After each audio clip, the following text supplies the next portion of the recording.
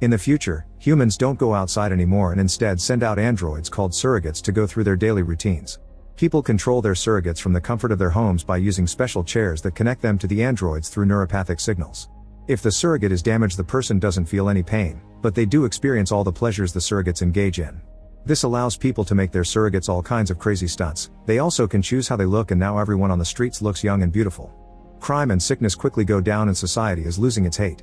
However, a group of people called Dreads think surrogates equal living in a lie, so they fight against their use and live in small isolation zones. Their leader is known as the Prophet, and he often makes broadcasts asking people to leave the chairs behind. One night in the city, a rich guy goes to a club and jumps into a crowd to then flirt with a woman, who he takes to an alley so they can share some kissing. At that moment, a strange figure shows up and electrocutes both of them, destroying the surrogates before escaping away on a bike. The killer drives so fast that it causes a car to flip and crash. Moments later, FBI agents Peters and Greer arrive at the crime scene. A cop informs them that the male victim isn't a registered surrogate but the female one is, however the owner hasn't made any reports. Both surrogates' eyes have been burned out and the memory chip on the male one is fried, but Greer still takes it to analyze it.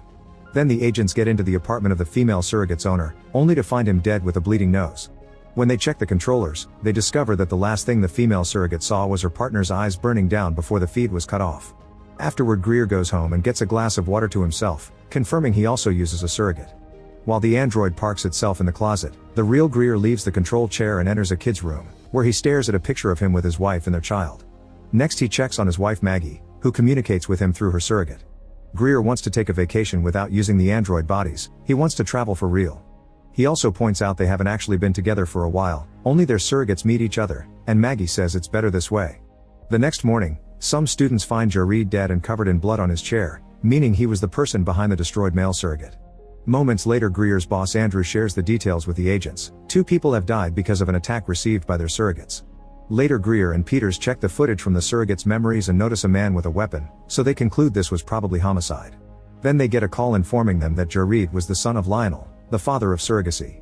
His company VSI, or Virtual Self Industries, is one of the biggest in the world. However, Lionel was fired by his partners almost a decade ago. Since then, Lionel has been a recluse. The agents still find his location and pay Lionel a visit. They're met by one of Lionel's surrogates, who explains he's always been estranged from Jared. He also gave Jared one of his surrogates when he went to college, hoping it could help them bond. Peters asks a bunch of questions that make Lionel angry, so Greer tries to calm him down by showing sympathy because he also lost a son. When Greer asks if anyone would want to harm Lionel or Jared, Lionel realizes the killer had been trying to get him and hadn't known the surrogate was under Jared's control. Suddenly, the surrogate goes off and Lionel appears sitting on his chair as he has a breakdown because he caused his son's death. Afterward, Greer and Peters go to VSI to ask the representatives about people dying from their surrogates getting destroyed. The representatives get offended and swear the surrogates have fail-safes to avoid such problems. Next, the agents show the fried chip to an engineer, who inspects it and explains the only thing that could cause that is getting all the circuits fried at once. He also shows them that recently they received a truck of surrogates from the military with their optics and identity chips missing. The agents then go to a military camp, where a bunch of surrogate soldiers use the surrogates to fight in a war far away. When a surrogate is destroyed by a shot, the human controlling it just comes back in with a new one. A colonel tells the agents that the weapons used by the military can't affect the people controlling them. He also reveals that the military removes certain parts to keep for analysis. Later at the station, Peters finally identifies the man with the weapon as Miles, a guy who doesn't use surrogates. Soon technician Bobby, who doesn't use a surrogate either, informs them that the monitoring department has found Miles thanks to the FBI having access to all the surrogates' feeds in the city. Peters stays with Bobby to keep track of Miles' movements while Greer rushes to join the pursuit team. Suddenly, an alarm goes off and Bobby sees a man harming a woman in a hotel, so he immediately gets a disconnection warrant to shut those surrogates down. Peters is shocked to learn this can be done and questions the morality and legality behind it, worried about the software potentially falling into the wrong hands. Meanwhile, Miles rides his bike through the city as the cops chase after him on cars and Greer follows them on a helicopter. The bike allows Mike to pull off some crazy moves and go through narrow spaces to gain an advantage, but eventually he is cornered and crashes into an alley, allowing the police to immediately surround him. Miles suddenly pulls out a weapon and shoots at the officers, hitting them with a wave of electricity that makes the surrogates convulse as their eyes pop out. Then he shoots at the helicopter, so Greer quickly disconnects while the pilot is hit by the electricity, causing the helicopter to start spinning down. Miles quickly makes his way to a dread settlement, only for the helicopter to crash on it. At that moment, Greer gets back into his surrogate and crashes into the dread zone as well. Thankfully, he comes out with just a broken arm and immediately goes after Miles, but when the dreads see there's a surrogate in their area, they get angry and start chasing Greer too. As they all run through different sectors of the slums, Miles keeps trying to use his weapon again, but it isn't working. To gain the upper hand, Greer jumps and climbs over various structures, getting hit by a truck in the process. Since he can't feel pain, he just keeps going until he finally manages to corner Miles and ask for the weapon. Miles gives him his bag, but before Greer can open it, he suddenly gets shot. While Miles takes the bag back, a woman continues to shoot Greer and calls him an abomination, causing him to disconnect from his surrogate. At home, Greer is bleeding and tries to leave his room, only to pass out in the corridor. Luckily, Maggie finds him and calls an ambulance. Sometime later, Miles wakes up and discovers the Prophet and his men in his house looking for the weapon. The Prophet wants to know where the weapon comes from, so Miles confesses he has no idea. An anonymous person contacts him through disposable phones and pays him to use the weapon, but that's all he knows. Soon news outlets announce that the Prophet sees the fallen helicopter as a personal attack on the Dreads and declares a revolution against the Surrogate Society. At the hospital, Greer also wakes up and learns from Andrew that he's been suspended. Furious, Greer breaks out of the hospital and meets with Peters, but as they walk he starts getting dizzy. It seems it's a side effect of using a surrogate for so long. Peters tries to get him a new surrogate, but those random models don't feel right. Greer decides to go to the Dread colony and is allowed in, thanks to his real body. As he looks around, he's disturbed to see his surrogate crucified. He also learns that Miles died, so he attends the funeral. The Prophet offers a speech and reminds everyone that death is a sign of true humanity, which androids don't have. After the funeral, Greer tries to approach the Prophet, only for his thugs to beat him up while the Prophet reminds him that feeling pain is the actual human experience. When Greer asks about the weapon, the Prophet laughs and answers with sarcasm, causing Greer to leave. Then the Prophet enters his trailer and reveals he's got the weapon hidden under his floor. In the meantime, Greer is picked up by another of Lionel's surrogates, who explains he's using a new model because his life is in danger. Greer tells him that Jareed's murderer was killed by the Prophet and shares his own story.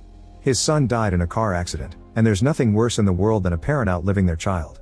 Lionel points out that if they find where the weapon comes from, they'll discover who is trying to kill him. It couldn't have come from the Dreads because they lack the resources. When Greer gets home, he finds Maggie having a wild party with friends. In private, he argues with her because he wants to see the real her and not the hedonist surrogate. Maggie says she's changed and it can't be done. On his way out, Greer gets frustrated and beats a partygoer up until he sees the metal under the fake skin. After Greer leaves, Maggie's surrogate goes to look at the real body on the chair. Maggie takes off the goggles and cries. Greer returns to headquarters and learns that the VSI made a weapon contract with the military, but it was terminated and the reason is classified. In the evening, a surrogate breaks into Peter's home to check all her chair recordings and learns about Bobby's software that can shut down all the surrogates. Then he shoots Peter several times before taking her system and connecting it to a new person. At headquarters, Peter's surrogate is ready to act. The next day Greer meets with the colonel again and shows him a picture of the weapon. The colonel admits that's the weapon the military commissioned, but all prototypes were supposedly destroyed after they discovered they were killing the people behind the surrogates too. When Greer informs him that the Dreads have the weapon, the colonel announces the military will be in charge of getting it back. At the Dread zone, the Prophet gives the weapon to his men and orders them to give it to Peters. Later Greer tries to talk to Maggie about their relationship and the loss of their son. Maggie gets frustrated and points out she's only alive today thanks to the surrogate providing an escape from real life. When Greer insists on trying to discuss the matter, Maggie logs out of her surrogate and the real her takes some medicine. Soon the military is invading the Dread zone to retrieve the weapon. As the locals panic and run to hide, the Prophet and his men try to escape, only to be cornered by the soldiers. Both sides immediately open fire, but the military has more men and weapons, so the Prophet's group is quickly overpowered. The Prophet gets shot in the process, and when the soldiers approach him, they're shocked to see he's a surrogate. It turns out Lionel has been controlling the Prophet all along. Meanwhile Greer meets with Peters, who tells him Miles had been hired by Andrew to kill Lionel. Greer immediately goes to the headquarters to confront Andrew, deducing that the VSI gave him the weapon to kill Lionel for his anti-surrogate movement. When Andrew looks away, Greer stabs him in the back of the head, causing the surrogate to shut down. Then Greer checks Andrew's computer and downloads all the information related to the conspiracy. As Greer leaves the building, the real Andrew calls the other agents and tells them to arrest Greer for assault. Afterward Greer meets with Peters in her car, still not suspecting a new person is behind the surrogate. Greer explains that Andrew's files revealed Lionel is funding the anti-surrogacy movement and that he's found the codes necessary to activate the special weapon. Peters calls headquarters to tell them where to find Greer, and suddenly a truck hits them, sending the car off the road.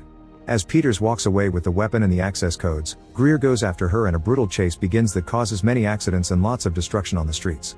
Peters' surrogate body allows her to dodge it with amazing jumps, and Greer ends up crashing into a store, so Peters gets to escape. Soon a bunch of FBI agents show up looking for Greer, so he hides and sneaks around to steal a car. Then he calls Bobby and asks him to shut Peters' surrogate down, but it's too late. Peters got to him first and handcuffed Bobby. Now Peters is trying to access the entire surrogate network. At that moment Andrew finds her and tries making her see reason, only to learn Lionel is controlling her. A desperate Andrew tries to convince Lionel that surrogates are good for humanity, but Lionel wants people to live like actual humans and fires the weapon to kill Andrew as revenge for his son's death. Next Peters starts uploading a virus to the surrogate network, intending to kill every person using one. Moments later Greer breaks into Lionel's house and shoots the surrogate guards to force his way inside. He searches the house and eventually finds a hidden door that he goes through, finding a room filled with surrogates, including the Prophet and Peters' killer. Lionel is in a wheelchair pointing a gun at Greer and explains that people inside surrogates are already dead anyway, so he's doing humanity a favor. The computer announces the virus upload is done, so a satisfied Lionel self-deletes with a chemical compound. Then Greer takes Lionel off the chair and connects to Peters' surrogate. He immediately calls Bobby, who gives him instructions on how to stop the virus. With only 1 second left, Greer manages to interrupt the transmission and saves all the human users, but the virus still reaches the surrogates and is about to destroy them all. Bobby wants to teach Greer how to stop that too, however Greer allows it to go on so the world can be free from the surrogates. As the virus goes active, an FBI agent arrives and shoots Peters' surrogate. Soon surrogates all over the world shut down and start falling, filling the streets and buildings with lifeless robots. Greer leaves Lionel's house and watches how people are coming out feeling woozy and confused. Once he makes it home, Greer finally gets to hug the real Maggie again. The news announced surrogates don't work anymore but no person got hurt, so now humanity has to get used to living again.